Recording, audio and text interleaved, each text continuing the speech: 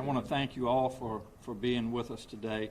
We're here today to talk about security precautions we're taking to protect the safety of people around Capitol Square leading up to our rally plan for this coming Monday.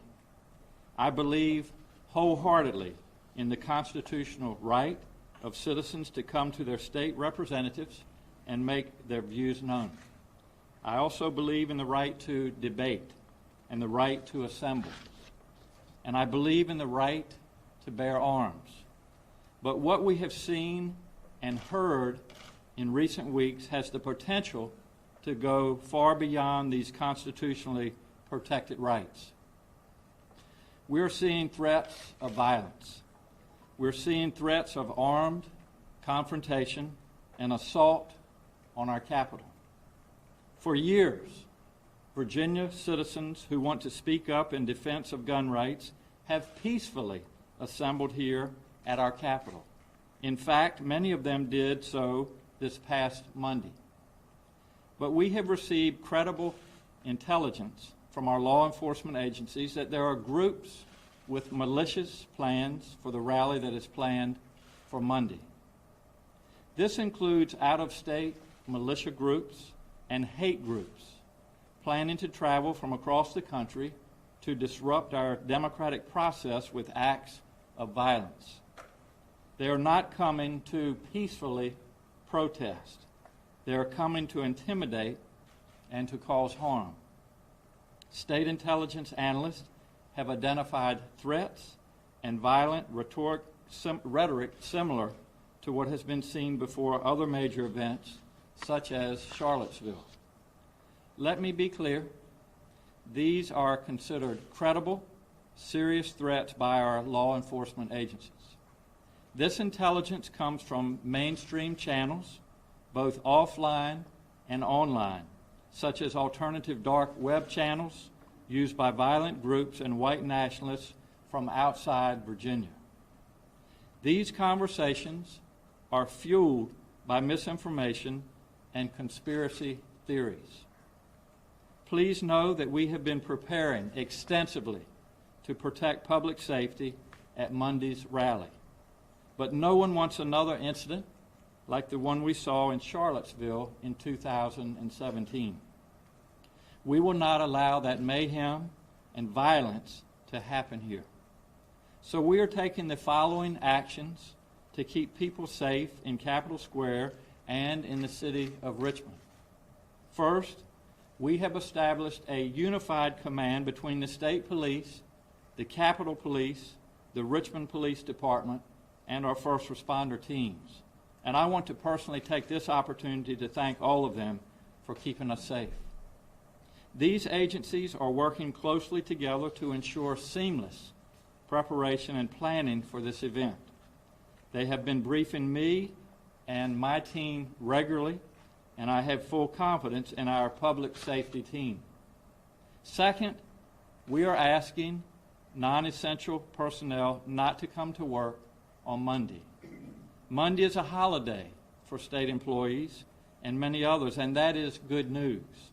If you don't need to be in downtown Richmond on Monday, please consider staying home. And third, no weapons will be allowed on the Capitol grounds. This includes everything from sticks and bats to chains and projectiles. These rules are similar to long-standing rules in airplanes and courthouses. This list also includes firearms. It makes no sense to ban every other weapon but allow firearms when intelligence shows a threat of armed militia groups storming our Capitol. To enforce this, I am declaring a state of emergency in Richmond from Friday evening until Tuesday night. Everyone should understand this is based on real, identified threats that have been made. This order includes a prohibition of weapons on Capitol grounds. The prohibition is temporary, and it will expire on Tuesday after the rally. And those who would bring violence into Virginia have left and returned to where they came from. I have made this decision in the interest of keeping the public safe as well as our law enforcement officers. I want to be clear, the organizers have been planning this rally for some time, and I respect their right to do so. I welcome them to their capital, the people's capital.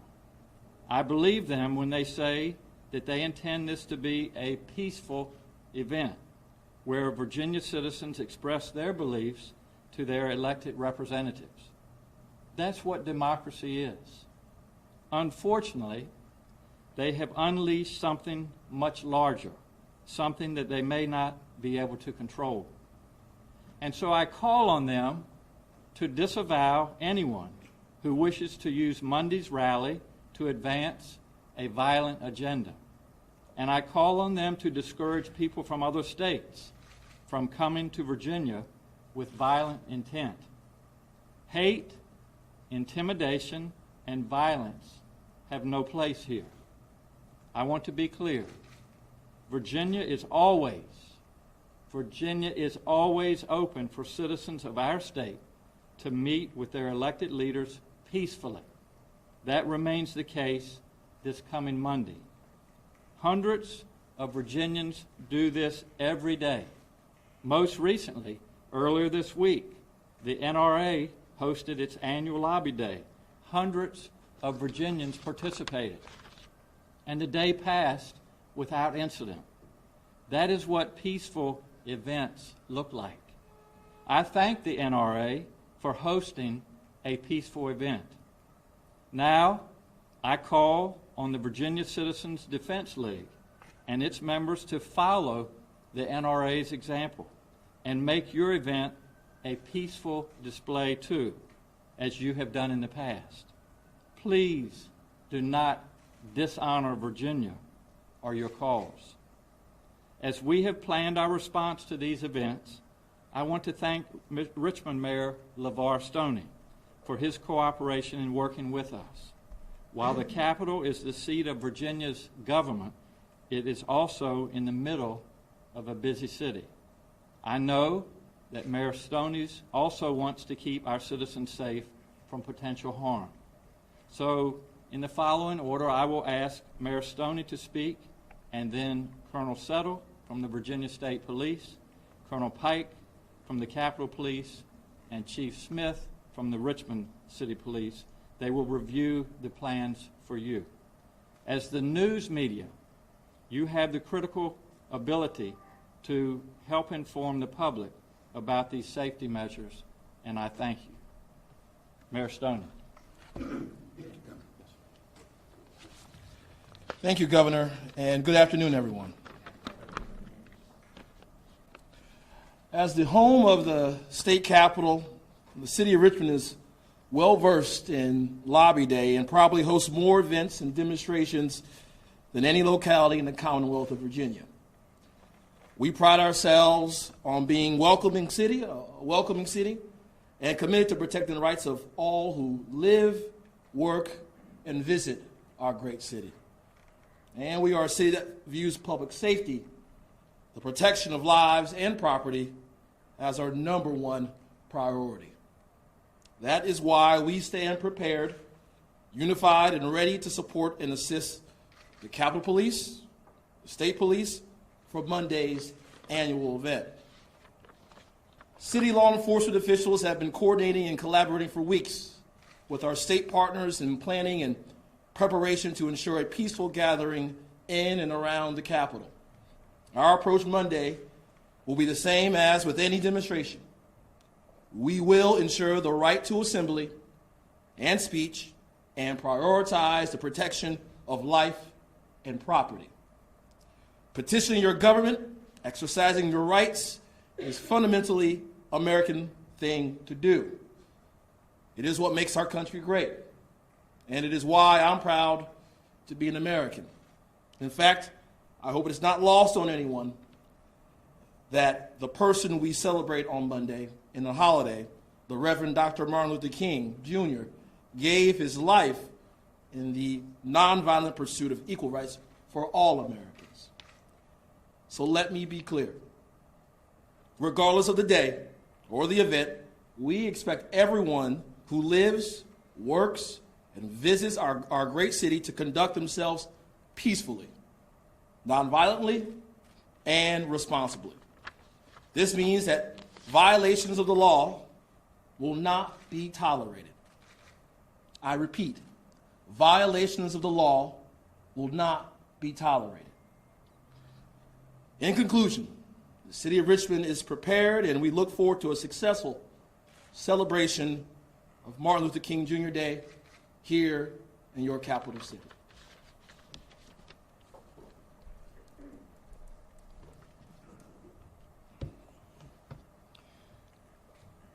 Thank you, Governor, Mayor, and good afternoon.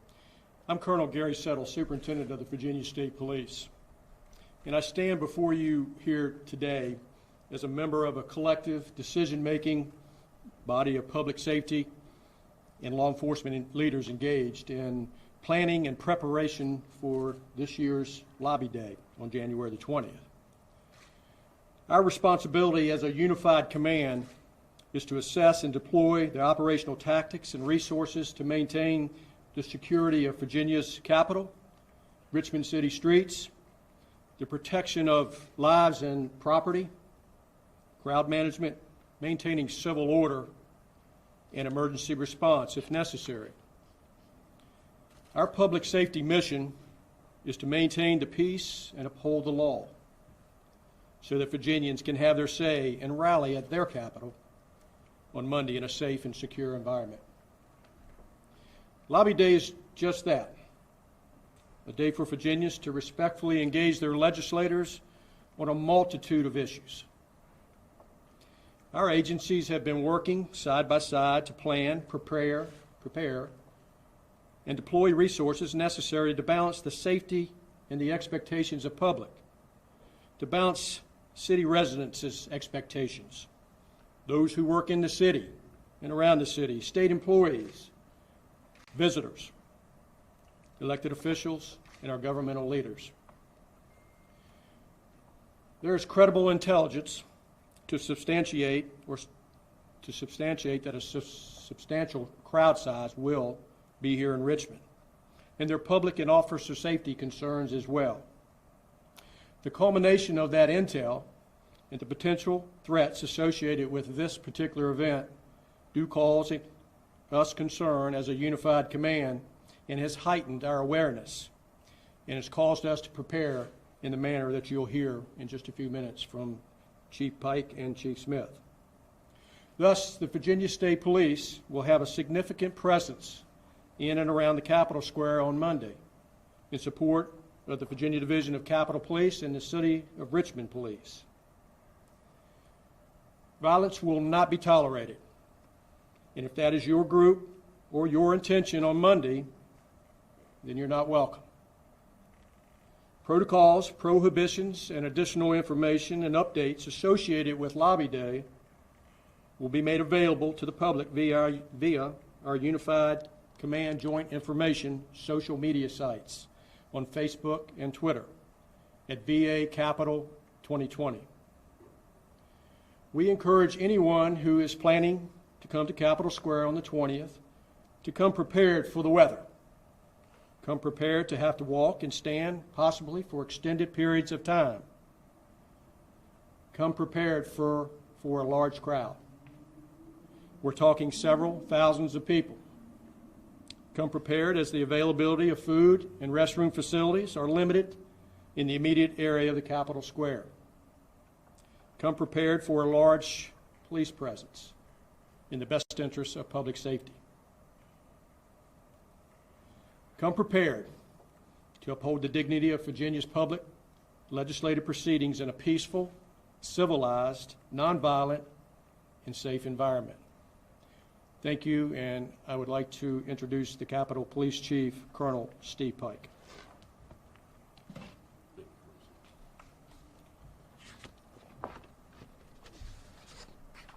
Governor Northam, Mayor Stoney. Good afternoon. I'm Colonel Steve Pike, Chief of the Capitol Police, and it's not only my duty to oversee the protection of Capitol Square, it is my honor.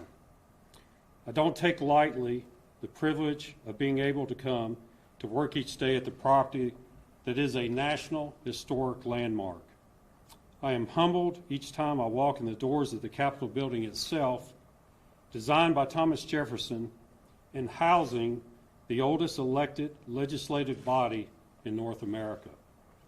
The vision of Capitol Police is now in its 5th century of existence and has seen many, many changes over the centuries in the way we govern and in the way law enforcement protects that sacred process.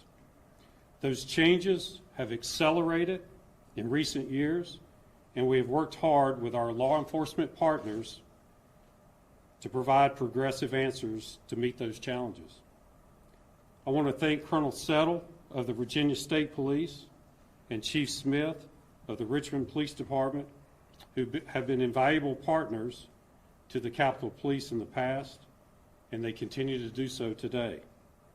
Our agencies have established a unified command, spending countless hours working with our regional public safety partners with the deliberate desire to ensure the safe outcome for the Capitol Square, our legislators, and the visitors to these historic grounds. A few points I want to mention about visiting the Capitol starting Friday with the emergency declaration. So starting Friday at 5 p.m., Capitol Square closes and will reopen at 7 a.m. daily through the weekend.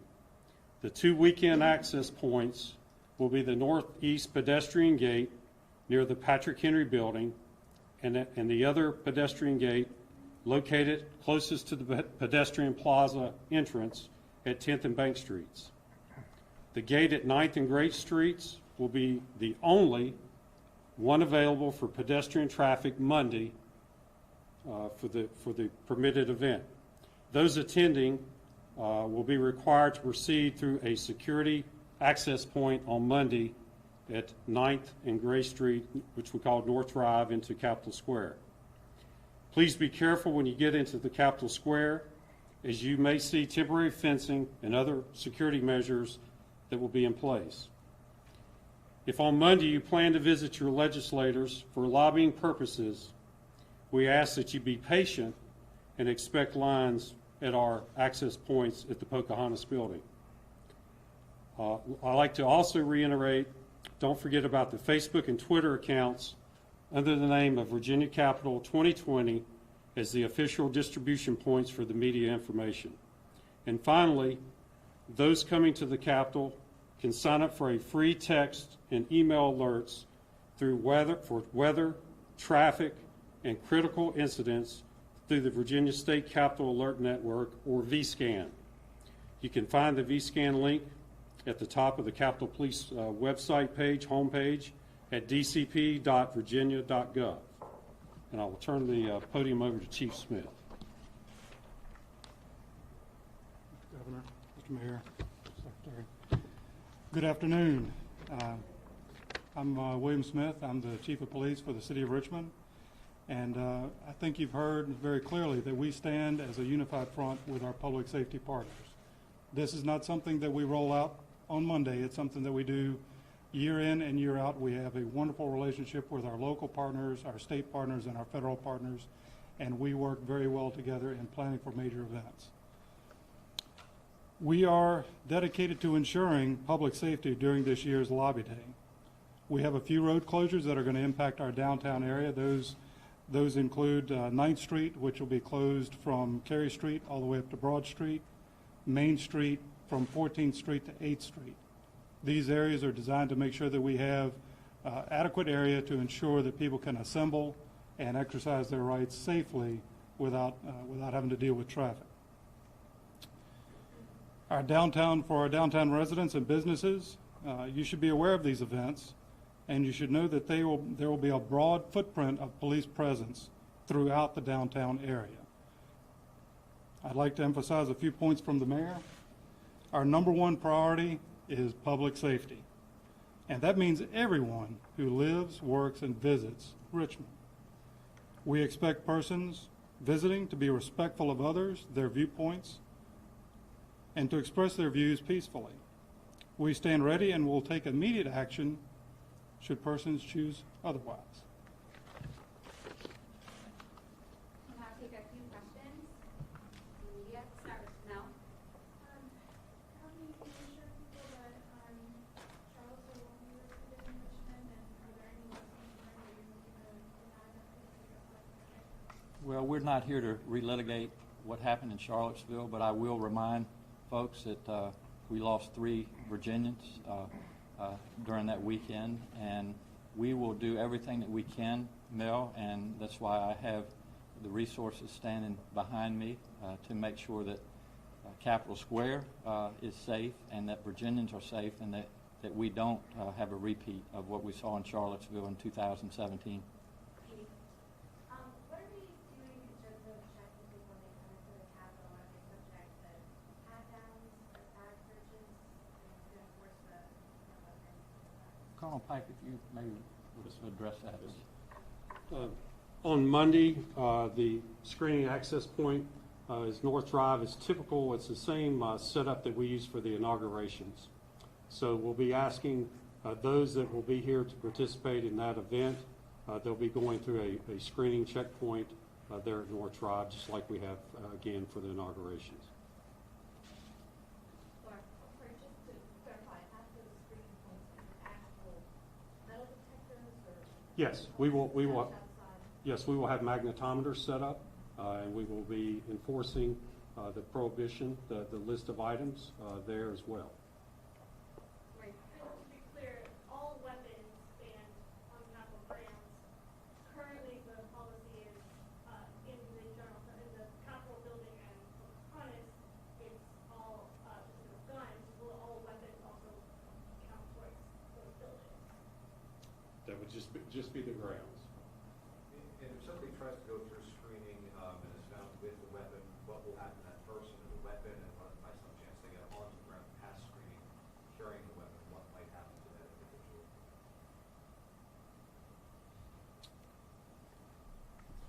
Screening, obviously, if someone tries to get in and we detect a weapon, we're going to ask them to peacefully go back to where they came from, whether that was the bus trip in or private vehicle, and take that weapon back. And we're very clear on the front end that if this becomes more agitated, then we'll take the appropriate action. But we don't expect that. We've had very good success in folks complying with that. Governor, you call them the DCDL to repudiate some of these out-of-state militia groups. I mean, they've already said, please don't make this issue about anything but guns. They said don't bring long guns. They said don't start fights. What more do you want them to do in terms of repudiating? Yeah, I would just say continue to reiterate what they've been saying and remind these groups, especially militia-type groups from other states, to comply with their direction. Do you have a sense of crowd size, and is there any effort to separate protesters from counter-protesters and things? Well, the crowd size, it's always difficult to determine exactly, but certainly in the thousands. And we have made arrangements to have these individuals be able to carry out what we hope will be a peaceful rally. Back time for a few more. Back. About these threats that you've heard, about how many threats have there been, and are there specific group names that they came from? I certainly am not going to address the specific threats. Some of these have actually been written by or about Greg from the Washington Post did, but threats like storming our Capitol is one specifically. Weaponizing drones over our Capitol Square is another.